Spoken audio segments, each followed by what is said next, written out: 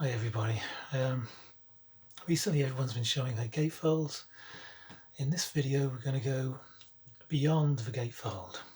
We're going to go into the world of trifolds and Gimmix sleeves, etc, etc. Now I don't have a huge number in my collection.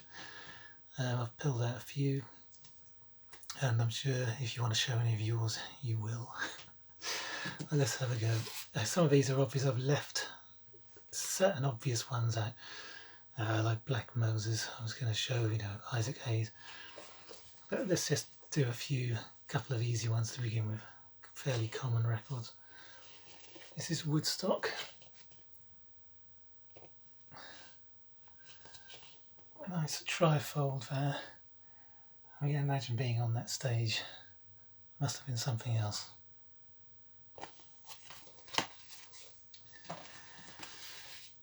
Now this is not a gatefold. It's almost like a single sleeve, but as Family's Fearless album from 1971. For some reason it has this cover, which is actually quite fragile. It's quite striking in its own way. It's quite simple, but when you get to the end, there's just the merest information. There's nothing particularly exciting here, but most of our sleeves were like that. They had sort of stuff going on. They had the TV on bandstand, etc. There was always something, even if it was just a regular sleeve, you get a whopping great poster inside or something. Unusual cover, that one, but prone to damage. This is a really good cover, I think. This is a Groundhog's Hogwash.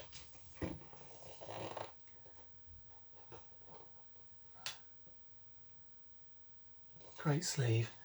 And something which always annoys me is when you have to turn a sleeve that way to read it.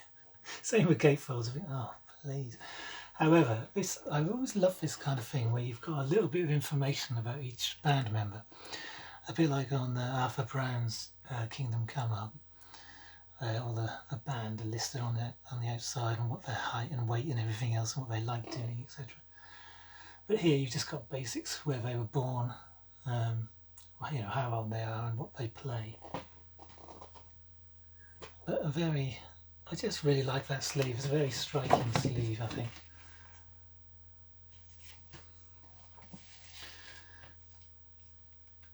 Now this, if I remember rightly, just checking this guy's name, is Roman Tam and Jenny Singh. This is 1983 and it's a sleeve where you can match the faces of the artists. It's the soundtrack to Legend of the Condor, which is a Japanese thing, I believe.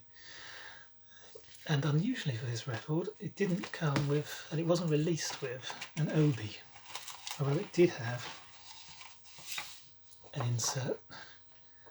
It was a TV programme, and a lot of it's very kind of kitsch 80s Japanese synth pop.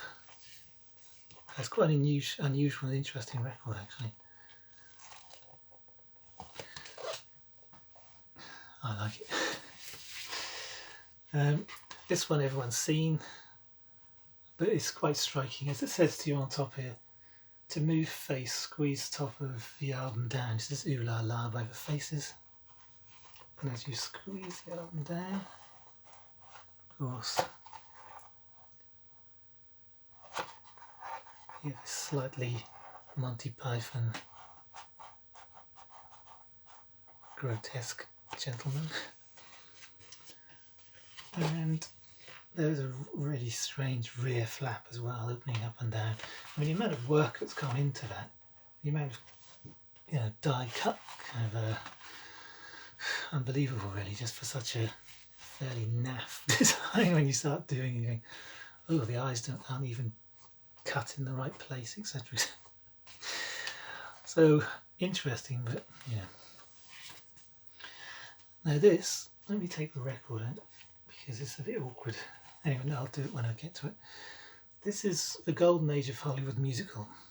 I always had a soft spot for that early 30s sound. I mean, the songwriting of that period was just a cut above so much songwriting ever since, really, of wit and intelligence, and the melodies.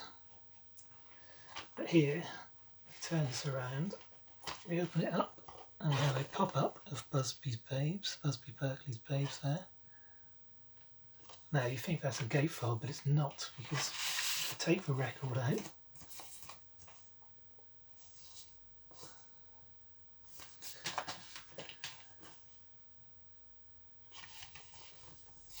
open it up, fiddly, you can see that it opens up with a great big poster full of information on all of the films and all of the songs. I mean, a heck of a lot of work went into that, and of course it's not easy to hold. You want to sit there with a gatefold, don't you, and listen to your music and play your music and read what you've got. It's like one of the old broadsheet papers for you Anglophiles. Anyway, here is a copy. This is really falling to pieces, this video, isn't it? I'm just blaring it. Juicy Lucy's Lie Back and Enjoy It. The actual rear sleeve is this. When you open it up, this is another huge. There they are playing live. There's some wonderful footage on YouTube of them playing this period. It may even have been this gig actually. Fantastic little film of them. And here, another band. Some of them are a little bit more active than others. I can see why they chose that as the front cover. Really gives a sense of energy. But again, there's not any information on that really, just the basics up the top there. So there's a huge amount of card went into that. Where are we going next? 3 more. I'll keep you forever. This is Heaven's Brass Rock 1. It's the only album they ever released. I think this probably, the title called Brass Rock, you know, it makes you think, this is 1971, I think, 71. It makes you think of Blood, Sweat and Tears and those sorts of bands. And as a result you think, oh, this might be a little bit. This is an incredible album. The guitar is the main instrument, and it's such a powerful sound.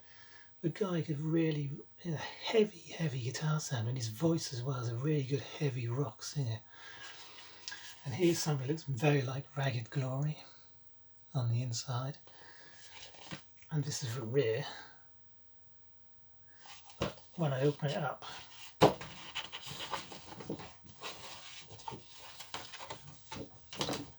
can see a cross. This is not easy to show. And at the bottom, there they are, the bottom of his totem pole. I mean, these things are quite, it's the same size as Black Moses, of course. I mean, impressive, but unwieldy, and like a lot of these things, they're a little bit awkward to fold back up again, because you don't want to get the creases wrong, like a good map. Anyway, 2 more. This is obviously a very famous record. Ashrat Temple with a booklet cover. It did actually have Quintessence albums at one point, and one of those also has a similar booklet cover. But of course, what's good about this is you've even got an extra page or 2 with writing. You know, we want stuff to read here, not just look at pictures. And I love the fact that you know, there's a lot of design and thought's gone into that. I love all the written words on the back. Just a classic striking sleeve, of course. Very nice. And finally, this is Glasgow Fair Triple LP from 1971. Oh, 1972 it was released, but I believe it's supposed to be Glasgow Fair 1971 with performances. Now it came with all sorts of little booklets and silver pyramids and all sorts of things. But I'll show you the sleeve. I want to do a feature on this because it's such a good record. And the fair itself was amazing, isn't it? Anyway, that's the rather kind of bland front sleeve. This is the stage, the pyramid stage, which is obviously very famous now. It's a lot of people want to still play on the pyramid stage. This is another fold out 6. I should have really positioned myself better than this. And here's the other side. You can see all the rubbish on the floor there. They might be hippies, but they didn't really look after the earth, did they? This has just got so much going on. There's huge bands on this. You know, there's Mighty Baby, Grateful Dead, and Edgar Broughton Band, and people like that. Anyway, that's a few. This is Black Moses. That one's slightly in disrepair. I can find the other one. I've got 2 of those, and one is in perfect condition, and I picked out the wrong one. Anyway, that's it. If you want to show any of yours, fantastic, and I'll see you later.